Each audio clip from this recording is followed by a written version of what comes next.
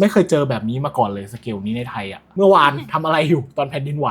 รู้ไหมว่าญี่ปุ่นแผ่นดินไหวทุกวันจริงเหรอแต่ครั้งหนึ่งที่รู้สึกแบบไม่ปลอดภัยที่สุดในชีวิตที่ไหนออนเซ็น กำลังแช่ออนเซ็นอยู่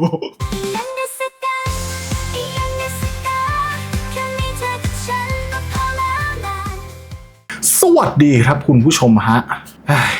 เป็นยังไงกันบ้างเจออะไรบ้างเมื่อวานหลังจากที่แผ่นดินไหว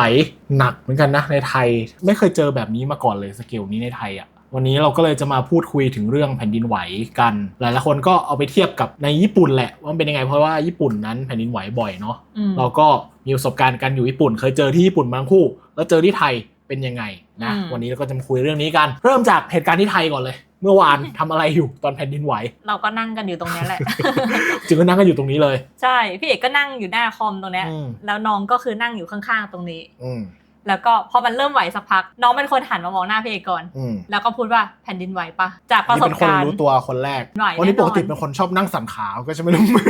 รู้สึกอะไรมากใช่เหรอวะแต่สักพักนึงอ่ะก็เริ่มกึ่งใช่แล้วก็นึกว่ามันจะนิดเดียวเนาะเหมือนแบบทุกทีนิดเดียวแล้วก็จบไปคือตอนแรกพี่เอกไม่ยอมคอนเฟิร์มว่าแผ่นดินไหวหรือเปล่านี่ก็เลยแบบมองพระพิฆเนศที่ตั้งอยู่ข้างหน้าว่าสั่นหรือเปล่าแล้วก็มองน้ำขวดน้ำที่แบบวางไว้อยู่มันไหวจริงๆนะก็นั่นแหละแล้วพอไหวเปิดประตูออกไปเรียกพ่อเรียกแม่ที่อยู่ห้องนอนพ่อกับแม่ก็ยังไม่รู้เรื่องเหมือนกันตอนแรกยังไม่รู้เขาบอกแผ่นดินไหวเขาก็แบบเริ่มรู้ตัวว่ามันไหวพ่อก็เลยเดินไปจับทีวีไว้ ไม่ให้มันร่วงลงแล้วคนจะหลบภัยนะในเหตุการณ์เมื่อวานแต่ว่าอันนี้เราอยู่ชั้นหนึ่งไม่ได้รู้สึกถึงภัยอันตรายอะไรขนาดนั้นแต่ว่ารู้สึกว่าแรงไหมแรงนะแรงถึงขนาดที่ผมไปยืนมองไอ้ผ้าที่ตากไว้อะมันแกว่งแบบแกว่งอย่างนี้เลยอะผ้าที่แขวนไว้กับราวอะแล้วไม้กลองพี่ก็ตกไม้กลองตกจากไอ้กลองไฟฟ้าซึ่งปกติเขย่าก็ยังไม่ค่อยตกเลยนะผมก็ออกไปเดินแถวบ้านว่ามีอะไรข้างบ้านก็โวยวายว่าแบบกำลังนั่งซ่วมอยู่เลยแบบนี่คือผู้ประสบภัยของจริงเราอยู่ที่เชียงใหม่นะศูนย์กลางแผ่นดินไหวมันอยู่ที่พม่าเราก็คิดว่าก็คงเกิดในภาคเหนือแค่ตรงนี้แต่ปรากฏว่าพอดูข่าวอะกรุงเทพหนักเลยนะผมไม่แน่ใจถึงระดับว่ามันแตกต่างกันแค่ไหนพี่สาวคุณอยู่กรุงเทพใช่ไหมใช่แต่คือแผ่นดินไหวมันเกิดเชียงใหม่ก่อนแล้วไปตามไปถึงกรุงเทพทีหลังถูกไหมใช่ก็คือพอมันไหวตอน13:23ก็พิมพ์หาพี่ทันทีว่าเชียงใหม่ในแผ่นดินไหวแล้วก็พิมพ์ว่าแรงมากแล้วตอนแรกนั้นก็แบบฮะจริงเหรอแล้วสักพักนั้นก็พิมพ์มาตอน 13.25อันนี้แบบแม่นมากนะเพราะว่าจริงด้วยไหว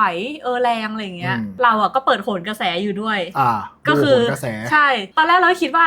หรือแบบแค่เชียงใหม่ไงแต่พอดูโหนกระแสเขาก็ยังจัดรายการปกติใช่เขาปกติกันมากเลยจนมาอีกสักพักนึงแบบกึ่งกลางโอ้โหพี่นวงลุกนี้คนแรกเลยแขกรับเชิญแบบยังงงแบบอะไรยังยิ้มกันอยู่เลยพี่นวงแบบนี่สไตล์คนมีลูกคนมีลูกต้องแบบหลบภัยก่อนเฮ้ย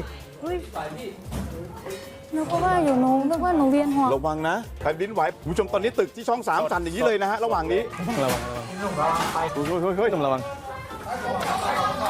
แล้วก็ไม่ได้จัดรายการต่อเลยเมื่อวานแต่ตอนแรกดูในโหนกระแสก็แบบตอนแรกไม่คิดว่ามันแรงขนาดนั้นแต่พอเห็นเขาแบบเก้าอี้ที่เขานั่งมันอย่างนี้เลยก็แบบว่าเฮ้ยกรุงเทพหนักผมว่าอย่างหนึ่งเพราะกรุงเทพมันตึกสูงเยอะเชียงใหม่ตึกสูงก็อาจจะมีแค่โรงพยาบาลหรือว่าพวกคอนโดสูงห้างก็ไม่ได้สูงมากนะห้างอย่างเซนเฟสหรือว่าเมย่าก็ประมาณ4-5 ชั้นอะไรประมาณนี้คือเป็นครั้งแรกที่แบบออกไปยืนแล้วรู้สึกเหมือนโตขึ้นอยู่ไม่เคยรู้สึกอย่างนี้เลยแม้กระทั่งตอนอยู่ในญี่ปุ่นก็ตามเป็นครั้งแรกเลยที่เห็นว่าแผ่นดินไหวมันสามารถทำให้ตึกที่กำลังสร้างกลายเป็นฝุ่นได้ขนาดนั้นอันนี้เห็นภาพแล้วตกใจนะตอนแรกเห็นในทวิตนึกว่าเฟกนิวแน่ๆมันเอาภาพระเบิดในซีเรียมาแน่ๆเลยเป็นครั้งแรกที่เห็นแบบเป็นฝุ่นขนาดนั้นจะเรียกว่าหนักกว่าญี่ปุ่นที่เราเคยเจอมาก็คงจะได้คุณคิดว่าที่ญี่ปุ่นแผ่นดินไหวบ่อยแค่ไหนบ่อยมากบ่อยในระดับไหนถ้าตอนที่แบบเคยไปอยู่น่าจะเจอไอ้ช่วงแรกๆเจอเดือนเว้นเดือนเดือนเว้นเดือนใช่ไหมแต่ในความเป็นจริงนะฮะรู้ไหมว่าญี่ปุ่นแผ่นดินไหวทุกวันจริงเหรอเขามีเว็บไซต์ที่รวบรวมเตือนแผ่นดินไหวญี่ปุ่นเขาจะเขียนไว้เลยเนี่ยอย่างวันเนี้ยที่เรานั่งกันอยู่ตอนเนี้ย 11 โมงก็มีแผ่นดินไหวที่อิชิกาวะตี 2ก็มีคือวันหนึ่งหลายครั้งด้วยนะแต่ว่ามันอาจจะเล็กๆน้อยๆ3นี่ก็อาจจะเริ่มรู้สึกละ1นี่ก็อาจจะแทบไม่รู้สึกอะไรอย่างเงี้ยคือมีทุกวันจริงๆถ้าคุณไล่ดูเขามีภาษาไทยให้ด้วยนะครับมีหลายภาษามากดีมากเลยเว็บเนี้ยญี่ปุ่นไหวบ่อยมากจริงๆแล้วศูนย์กลางก็คือเกิดในญี่ปุ่นเองทั้งนั้นเลยเขาเรียกว่าเป็นประเทศที่เชี่ยวชาญด้านแผ่นดินไหวจนเขามีหน่วยวัดแผ่นดินไหวหน่วยวัดความสั่นสะเทือนของตัวเองรู้จักไหมชินโดชินโดก็จะมีทั้งหมด 7 ระดับนะฮะเริ่มตั้งแต่ระดับ0ไม่รู้สึกอะไรจนไปถึงระดับ7บ้านพังอ่ะคุณคิดว่าเมื่อวานของไทยเราน่าจะอยู่สักระดับไหนที่ฉันบอกไงว่าไม่3ก็4แต่ฉันรู้สึกว่ามัน4พูดเหมือนกิฟจังก็บอกว่าประมาณ3หรือ4แต่โดยส่วนตัวผมคิดว่าประมาณ4ถึง5ลบ4เนี่ยเริ่มตกใจละส่วน5ลบเนี่ยมันจะเริ่มยืนยากอะอะไรที่วางอยู่ก็จะเริ่มตกลงมาที่ผมเห็นเมื่อวานในพวกห้างสรรพสินค้าอะไรสักอย่างก็จะมีแบบมีของตกลงมาอะไรอย่างเงี้ยนะฮะแต่ว่า5ลบเนี่ยก็จะมีไฟดับแล้วก็เขาบอกว่าอาจจะมีรอยแตกบนพื้นอันนี้เราไม่เห็นนะว่ามีหรือเปล่าผมว่าก็น่าจะอยู่ประมาณระหว่าง4กับ5ลบอะไรประมาณนี้คาดคะเนด้วยความรู้สึกของตัวเองที่ตอนอยู่ญี่ปุ่นเจอแค่3มาตลอดถือว่าโชคดีนะไม่เคยเจออะไรแรงๆเลยพูดถึงที่ญี่ปุ่นเล่าถึงครั้งแรกที่เจอแผ่นดินไหวที่ญี่ปุ่นหน่อยว่าเป็นยังไงเจอที่ไหนเมื่อไหร่ตอนเรียนภาษาที่ญี่ปุ่นแล้วก็กำลังจะเข้าปี 1อะไรเงี้ยนะก็คือกำลังไปช้อปปิ้งที่ชิมามุระก็คือเป็นแบบร้านเสื้อผ้าที่มันบ้านนอกกันแหละเธอมันก็แบบเป็นแค่ชั้นเดียวจังหวัดอะไรนะคานากาวะบ้านนอกเหรอก็คานากาวะที่แบบไม่ต้องนึกภาพแบบโยโกฮาม่าหรืออะไรเงี้ยเอาแบบชานเมืองลงมาเหมือนเริ่มเห็นไฟที่เขาเป็นอย่างเงี้ยลงมามันแกว่งตอนแรกเรายังไม่รู้จักอะไรเงี้ยว่าแผ่นดินไหวคืออะไรทำไมไฟมันแกว่งเงี้ยแล้วก็เลยเดินออกมานอกร้านแล้วก็มีพวกนักเรียนเหมือนกันอ่ะที่เป็นฝรั่งเป็นต่างชาติรีบออกมาทั้งหมดเลยส่วนคนญี่ปุ่นก็แบบยังอยู่ข้างในคนญี่ปุ่นยังชิลใช่กูชินทุกคนชิลกลายเป็นต่างชาติตื่นเต้นกว่าตกใจกว่าใช่แล้วก็ออกมายืนแบบโยกกันอยู่ข้างหน้าร้านแต่ก็ไม่มีอะไรเกิดขึ้นไม่มีอะไรแล้วเสร็จแล้วกลับเข้าไปช้อปปิ้งต่อไหมก็กลับไปช้อปปิ้งต่อไม่มีของตกอะไรใช่ไหมคนญี่ปุ่นเขากลับไปช้อปปิ้งต่อแล้วก็ทำตามส่วนครั้งอื่นๆก็คือเราเริ่มมีประสบการณ์จากครั้งแรกแล้วครั้งอื่นๆเราก็สั่นตอนกลางคืนกำลังกินมาม่าอยู่เราก็กินต่อไปเนี่ยเป็นอย่างเงี้ยทุกครั้งก็คือแบบกินต่อทำอะไรต่อเรียนต่อไม่ได้เกิดอะไรขึ้นก็คล้ายๆกันเจอครั้งแรกก็จะตกใจมากหน่อยครั้งแรกที่ผมเจอก็คือไม่ได้แรงมากแต่ว่าเราเคยรู้กิตติศัพท์อยู่แล้วไงว่าญี่ปุ่นแผ่นดินไหวเราก็พยายามจะเฝ้ามองว่าเมื่อไหร่มันจะไหวซึ่งพอมันไหวครั้งแรกไหวแบบเบาๆ3ก็ไม่มีอะไรนี่นะแต่พอเจอแบบหนักๆขึ้นอ่ะเราก็เริ่มรู้สึกถึงความน่ากลัวของมันละเจอตอนไหนเนี่ยเจอหลายจังหวัดมากแต่ว่าที่หนักที่สุดน่าจะเป็นที่ไอจิ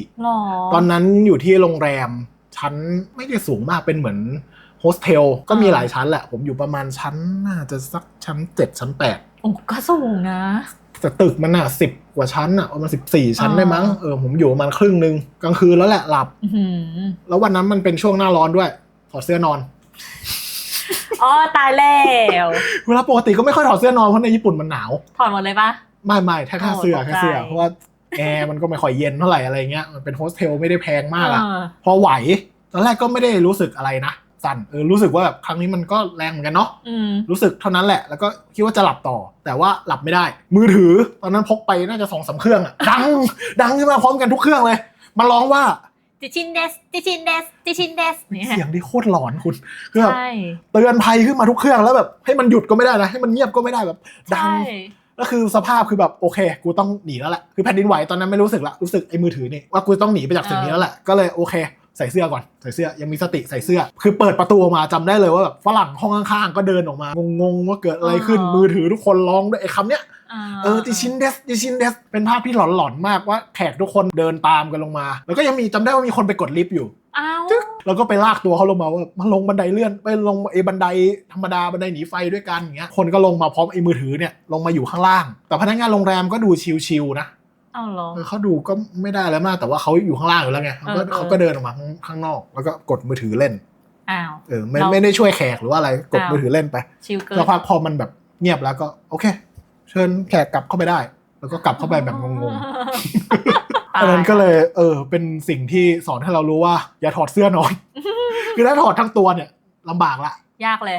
ยากละนะนอนในญี่ปุ่นเราจะต้องเตรียมพร้อมที่จะเกิดเหตุเคยเจอแผ่นดินไหวในตอนที่กำลังทำอะไรแปลกๆอยู่ในที่แปลกๆบ้างไหมกำลังเรียนอยู่แล้วก็แบบเหมือนเพื่อนทุกคนในห้องก็คือนั่นน่าจะเป็นครั้งแรกที่แบบมือถือทุกคนมันดังพร้อมกันแล้วแบบทุกคนมันตกใจขึ้นมาเตือนแผ่นดินไหวแล้วอาจารย์ก็เปิดประตูห้องเพื่อแบบเหมือนรอฟังประกาศจากมหาลัยประกาศข้างหน้าตึกแต่ก็ไม่มีประกาศไม่มีอะไรเลยอาจารย์ก็เลยปิดประตูแล้วก็สอนต่อก็คือไม่ได้หลบภัยไม่ได้ยกเลิกคลาสอะไรใช่ปกติแล้วก็เหมือนสุดท้ายก็เหมือนไม่เห็นจะไหวเลยอะไรเงี้ยมันอาจจะแจ้งก่อนเฉยๆ อาจารย์เขาก็ดูแหละว่าพิจารณาแล้วว่าสถานการณ์เป็นยังไงใช่แต่คือทุกห้องก็คือเปิดประตูมาพร้อมกันเลยนะหมายถึงอาจารย์เปิดเอาไว้อะเหมือนแบบมันเป็นเหมือนเขาฝึกมาเป็นโปรโตคอลของเขาฝึกซ้อมเหตุฉุกเฉินกันอยู่แล้วซึ่งผมเคยเจอแปลกๆครั้งหนึ่งเคยเจอที่ดิสนีย์แลนด์ในขณะที่กำลังเดินเล่นสนุกสนานนึกว่าอยู่บนเครื่องเล่นไม่ได้อยู่บนเครื่องเล่นจำได้ว่ามันไหวแต่ว่าไม่ได้แรงมากเนี่ยแต่ว่าก็สัญญาณเตือนเหมือนกันภาพที่เห็นจำได้เลยมิกกี้ออกมามิกกี้โบกเหรอมิกกี้เป็นคนโบกคือแบบมิกกี้กำลังถ่ายรูปอยู่แล้วพอแบบมีสัญญาณเตือนอะมิกกี้มันเปลี่ยนจากแบบมิกกี้กลายเป็นผู้ช่วยเหลือแต่เขาก็ไม่พูดอะไรนะเขาก็ยังคีปคาแรคเตอร์อยู่ทุกคนเขาฝึกมาแล้วพอมิกกี้ตัวคาแรคเตอร์อะไรที่อยู่ตรงนั้นเขาช่วยไปแล้วเงี้ยก็จะมีแบบเจ้าหน้าที่เข้ามาช่วยแต่ว่าหลังจากนั้นมันก็ไม่ได้มีอะไรร้ายแรงแต่ว่าเคยเห็นภาพตอนที่มันไหวหนักๆอ่ะเจ้าหน้าที่ก็ให้ทุกคนแบบก้มอะไรอย่างเงี้ยนั้นมิกกี้ก็ไปปลอบเด็กปลอบอะไรก็คือรู้เลยว่ามิกกี้เขาพร้อมจะปกป้องเราซึ่งในดิสนีย์เราปลอดภัยเพราะว่ามีเจ้าหน้าที่มีมิกกี้อยู่เยอะมีมิกกี้มีพลูโตอยู่คอยช่วยเราได้แต่ครั้งหนึ่งที่รู้สึกแบบไม่ปลอดภัยที่สุดในชีวิตที่ไหนออนเซ็นกำลังแช่ออนเซ็นอยู่เรารู้สึกเราไม่มีอะไรที่จะป้องกันตัวเราได้เลย เรารู้สึกแบบว่างเปล่าเป็นครั้งแรกที่แบบสิ้นหวังอ่ะ คือไหวจนแบบน้ำออนเซ็นมันกระชอกกระแฉกแต่คือกูปลงแล้วอ่ะกูตายอยู่นี่ก็แล้วกันคือไม่ลุกแล้วแต่สักพักมันก็หยุดบางคนที่เดินออกไปแล้วก็กลับเข้ามาก็มีก็มันก็ไม่ได้มีอะไรเกิดขึ้นแต่ว่าเป็นครั้งแรกที่รู้สึกสิ้นหวังมันหมดละชีวิตนี้แต่เธอจะตายด้วยแบบความนิดนึงเนาะว่าจะให้ทำไงวิ่งออกไปข้างนอกปรากฏลื่นลื่นหัวแตกเลยไอ้ระบบเตือนของญี่ปุ่นเนี่ยมันไม่ใช่แค่แผ่นดินไหวอย่างเดียวเตือนภัยทุกอย่างคุณเคยเจอเตือนภัยอะไรบ้างดินถล่มไต้ฝุ่นมีร้องบ้างไม่ร้องบ้างแล้วแต่เลเวลใช่แต่ส่วนมากก็คือจะส่งมาเป็นเมสเสจว่าแบบดินถล่มนะอะไรเงี้ยแต่ก็คือเขาจะส่งเป็นแบบตัวคันจิยุบยับใช่ข้อมูลแบบคันจิละเอียดนะแต่เป็นคันจิยุบยับใช่แต่ว่ามันยังดีที่เราไม่รู้แล้วก็ไปเข้าแอปแปลอะไรมันก็มีแล้วไงสมัยที่ฉันไปเรียนมันก็10 ปีกว่ามันก็ยังมีแปลได้ดีกว่าไม่ส่งมาเลยซึ่งไอ้ระบบเนี่ยไม่ได้ขึ้นกับว่าเป็นค่ายโทรศัพท์ไหนหรือว่าเป็นมือถือในประเทศนอกประเทศนะเพราะว่าอย่างของผมอ่ะคือไม่ได้เสียบซิมด้วยซ้ำเป็นมือถือที่แบบเปิด Wi-Fi ไว้จริงเหรอดังแค่ต่อ Wi-Fi โรงแรมดังเถิดไม่ได้ต่ออะไรเลยนี่ไม่แน่ใจคือมือถือก็โรมมิ่งไปอันเดียวอันนั้นอ่ะดังแน่นอนแต่อีก2อันก็คือแบบต่อ Wi-Fi ไว้เล่นเกมอันนึงไว้แบบถ่ายรูปตัดต่ออะไรอันนึงเงี้ยดังหมดทั้ง3อันไม่ได้แบบโรมมิ่งมาไม่มีซิมมันยังดังได้อ่ะครั้งหนึ่งที่ตกใจหนักที่สุดไม่ใช่เรื่องแผ่นดินไหวคือขีปนาวุธมีประสบการณ์เหมือนกันมีใช่ไหมของคุณก่อนเลยที่คูชิโร่ปี2022ช่วงปลายปีที่น้องไปทำอาสาสมัครอยู่3เดือนเหมือนตอนนั้นมันก็ดังหรือเปล่าไม่แน่ใจแต่ก็คือแบบเราตื่นแล้วแหละแล้วแบบมือถือมันก็แบบสั่นแล้วก็ส่งอะไรมารัวๆเลยแล้วเราอ่านไอ้คันจิขีปนาวุธไม่ออกอยู่แล้วแหละเราไม่เคยเจอไม่ได้เขียนว่ามิสไซล์เหรอไม่รู้มันน่าจะเขียนเป็นคาตาคานะว่ามิสไซล์แต่ก็เห็นว่าเกาหลีเหนือเดาได้ละเลยเปิดทีวีแล้วก็แบบว่าโอ้โหขึ้นหน้าจอดำมาเลยแล้วก็แบบว่าใครที่อยู่ฮอกไกโดให้แบบเตรียมตัวคือตอนนั้นเขาทำอะไรเขาซ้อมยิงแล้วมันตกใกล้ๆน่าจะอย่างนั้นยังไม่ตกด้วยบอกว่ามิสไซล์กำลังแบบพุ่งผ่านไปพุ่งมาอะไรอย่างเงี้ยอยู่เหนือสุดของญี่ปุ่นโดนเตือนเรื่องเกาหลีเหนือยิงมิสไซล์ใช่กูอยู่ใต้สุดของญี่ปุ่นโอกินาวะเหมือนกันเลยเกาหลีเหนือยิงมิสไซล์แล้วเตือนภัยตอนนั้นคือเตือนเฉพาะในโอกินาวะดังมากผมแม่งจะนอนอยู่แล้วเกาหลีเหนือยิงมิสไซล์ครับพี่อันเนี้ยมือถือก็ขึ้นแจ้งเตือนแบบทุกเครื่องเลยเนี่ยสั่นแบบแล้วข่าวก็คือแบบรายงานเกาหลีเหนือยิงมิสไซล์เดี๋ยวแล้วกูจะหลบไปไหนข่าวให้อพยพลงใต้ดินเชี่ยไม่ตลกแล้วเนี่ยคงไม่มีใต้ดินให้หลบหลบนี่ได้ไหมคือตอนนั้นทีวีก็แบบข่าวด่วนวุ่นวายมากแล้วก็มือถือดังบอกให้คนแบบพยายามหลบภัยลงใต้ดินจะหลบยังไงวะก็พยายามแบบไปส่องดูว่าคนญี่ปุ่นคนอื่นเขายังไงกันเขาก็ดูแบบก็ดูชิวๆกันนะตอนแรกเราแบบทำไมจะหลบไปไหนจะหลบยังไงอย่างเงี้ยจริงยังไม่โดนระเบิดบึ้มก็คือระบบเตือนภัยมีไว้ก่อนให้คนแบบรับรู้ว่ามันเกิดอะไรขึ้นไงแม้ว่าอาจจะไม่เกิดเหตุการณ์จริงหรือว่ายังไงก็ตามแต่ว่ามันก็รู้สึกปลอดภัยที่เขาก็อุตส่าห์เตือนแม้ว่าตอนนั้นมันจะแพนิคหน่อยและไอ้มือถือเนี่ยในไทยเราเมื่อวานคุณได้ SMS กี่โมงไหวปุ๊บได้เลยไหมไม่เห็นมีอะไรเลย ฉันแจ้งเตือนพี่สาวฉันคนเดียวกว่าจะได้คือ22:30นะทั้งที่มันไหวตอนบ่ายครึ่งกว่าเนาะมันนานเนาะ4:30 22:30 22:30เลยไหวบ่ายโมง มา4 ทุ่มครึ่ง เลยแล้วก็แบบอะไรสั่นมาอ๋อ 4 ทุ่มครึ่งบอกนานผมอ่ะเพิ่งได้ตะเกียบในอีก1 วันโอ้ย1 วันพอดีเลยนี่บ่ายโมงแล้วเนี่ยยังคาอยู่หน้าจอมือถือเลยเนี่ยคุณเนี่ยดูไม่ได้โม้เพิ่งได้ตะกี้เลยตอนแรกนึกว่าแบบโดนทิ้งไปแล้วเพราะไม่เห็นได้ SMS อะไรเลย น้องยังได้เลยเคยได้ยินครับว่าความยุติธรรมที่มาช้าคือความไม่ยุติธรรม การแจ้งเตือนที่มาช้า ก็ไม่ค่อยมีประโยชน์เท่าไหร่คือถ้าเป็นตอนนั้นน่ะคนก็จะได้แบบรับรู้ใช่ไหมถึงมันจะมาช้ากว่าแผ่นดินไหวคือต้องบอกก่อนว่าแผ่นดินไหวอ่ะมันไม่มีใครทำนายล่วงหน้าได้อยู่แล้วแม้แต่ญี่ปุ่นเองกูก็เห็นมีแต่หมอดูนั่นแหละที่แบบพูดไปแล้วพอมันตรงก็เอามาแบบกูแม่นอย่างงุ้นอย่างนี้แต่จริงๆแล้วแผ่นดินไหวเป็นสิ่งที่ทำนายไม่ได้แต่ว่าเขาก็จะแบบโอเคมันมีจุดศูนย์กลางไหวตรงนั้นเขาก็สามารถแจ้งเตือนได้ว่าเอ้ยตรงเนี้ยอาจจะไหวสมมติไหวในทะเลเงี้ยเมืองริมทะเลต้องเตรียมตัวละอะไรเงี้ยในไทยก็ไม่สามารถจะทำนายได้เหมือนกันแหละแต่ว่าการแจ้งเตือนอ่ะมันก็บอกให้รู้ใช่ไหมอย่างคุณเนี่ยบอกพี่สาว2 นาที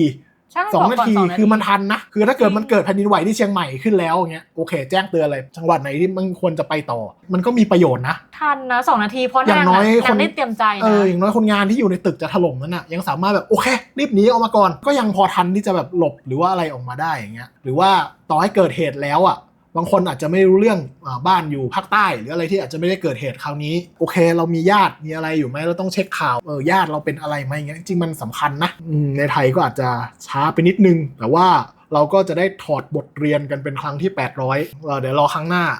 อย่าให้ได้ยินคำว่าถอดบทเรียนอีกนะกูได้บทเรียนเยอะมากไม่อยากได้ยินละสิ้นหวังมากเลยก็ไม่ได้คาดหวังถึงระบบที่มันจะแบบดีขนาดนั้นหรอกนะมันเหมือนตลกลายเนาะในตอนนั้นน่ะเห็นแบบอะไรนะเว็บพนันแจ้งเตือน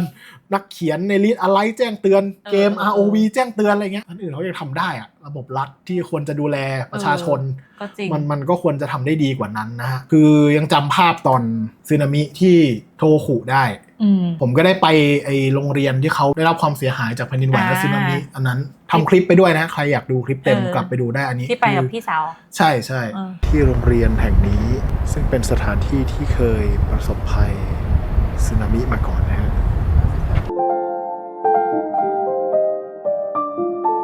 ในโรงเรียนนี้เวลาทุกสิ่งหยุดนิ่งเราจะเห็นนาฬิกาเรือนใหญ่ที่ถูกสึนามิพัดแล้วก็มันดับไปตอนใกล้ๆจะ4 โมงและที่นี่เวลาจะหยุดนิ่งแต่ว่าทุกๆคนที่มาก็จะได้เรียนรู้จากมันแล้วก็ก้าวต่อไปอย่างเข้มแข็งคือเราก็เห็นเลยว่าสถานการณ์ตอนนั้นมันเป็นยังไงอย่างเงี้ยคือแผ่นดินไหวอ่ะตึกไม่ได้ถล่มหรือว่าอะไรแต่ว่าสิ่งที่ตามมาคือโรงเรียนมันอยู่ใกล้ทะเลแล้วก็เกิดสึนามิพอมันมาทุกคนก็ต้องขึ้นไปอยู่ข้างบนอะไรเงี้ยน่ากลัวเนาะติดอยู่ข้างบนแบบไม่มีน้ำไม่มีอาหารอะไรเงี้ยโดนตัดขาดแล้วกว่าความช่วยเหลือจะมาถึงก็ใช้เวลาอยู่คือจะว่ามันเหมือนฉากในหนังในอนิเมะก็ได้ที่ทุกคนต้องเอาแค่หาของในโรงเรียนออกมาช่วยกันตั้งเต็นท์ช่วยกันทำอาหารแต่ว่ามันก็เป็นอนุสรณ์ที่ว่าธรรมชาติมันยิ่งใหญ่กว่ามนุษย์มากจริงโอเคเราไม่ได้แบบถูกล้อมรอบด้วยทะเลขนาดนั้นแต่แค่แผ่นดินไหวอย่างเดียวเนี่ยเราเจอก็ยังแบบผลกระทบหนักเลยนะครับดังนั้นผมว่าการเตรียมพร้อมไว้เสมอมันก็เป็นสิ่งที่สำคัญเพราะว่ามันเป็นสิ่งที่ไม่สามารถรู้ล่วงหน้าได้โอเคคราวนี้ผมนั่งดูคลิปของหลายคนที่แบบถ่ายกันมาเยอะมากจริงเห็นภาพที่ถ่ายกันมาเยอะกว่าตอนญี่ปุ่นแผ่นดินไหวอีกเพราะญี่ปุ่นบางทีอาจจะเป็นภาพวงจรปิดหรือว่าอะไรเงี้ยแต่ของเราคือแบบเป็นคนถ่ายกันเองอ่ะคืออยากจะบอกว่าโอเคแหละถ้าคุณอยู่ในพื้นที่ปลอดภัยดูไกลๆอะไรเงี้ยเห็นสิ่งเหล่านั้นอ่ะคุณอยากถ่ายไว้ผมเข้าใจแต่ว่าคือบางคนอ่ะตึกมันถล่มอยู่ตรงหน้าแล้วมันถล่มเป็นควันมาแล้วคุณยังแบบถ่ายแล้ววิ่งถอยหลังมาอย่างเงี้ยคือเป็นห่วงนะเป็นห่วงจริงๆคือคุณไม่ต้องสวมวิญญาณเป็นผู้สื่อข่าวอะไรขนาดนั้นก็ได้จริงเอาชีวิตรอดไว้ก่อนเถอะเพราะว่าถ้าเกิดมันเกิดอะไรขึ้นมามันไม่คุ้มกับภาพหรือคลิปอะไรที่คุณได้ให้ดูพี่หน่วงเป็นตัวอย่างเลยในโหนกระแสคือแบบกึ่งกั้งแขกรับเชิญกำลังงงคุณนั่งกอดกันอยู่บางคนหลบใต้โต๊ะพี่หน่วงแบบไปแล้วไปคนแรกเลยนี่เป็นคนแรกคือขนาดนักข่าวเขายังรู้จักหลบเป็นห่วงเพื่อนที่อยู่คอนโดมากเลยอ่ะบางคนแบบต้องอพยพลงมาทั้งแมวหมาขึ้นไปก็ไม่ได้อะไรเงี้ยคือคนอยู่คอนโดกลายเป็นผู้ประสบภัยเลยอะลงมานอนข้างทางกันเลยทีเดียวนะครับดังนั้นช่วงนี้ช่วยกันได้ก็ช่วยเหลือกันนะแต่คิดว่าถ้าเราอยู่บนตึกสูงๆเงี้ยเราก็น่าจะแพนิคเหมือนกันนะถึงแม้จะเรามีประสบการณ์มาก่อนแต่พอเกิดเหตุจริงๆอะคือเห็นโอเคหลายคนออกมาแนะนำว่าแบบถ้าเกิดเหตุอย่างนี้ญี่ปุ่นต้องทำอย่างนี้แต่ถ้ามันเกิดเหตุขึ้นกับตัวเองอะผมว่าแพนิคกันทุกคนยิ่งตึกของไทยเราไม่ได้รับมือกับแผ่นดินไหวอะไรขนาดนั้นอะมันก็ช่วงเวลาแห่งความเป็นความตาย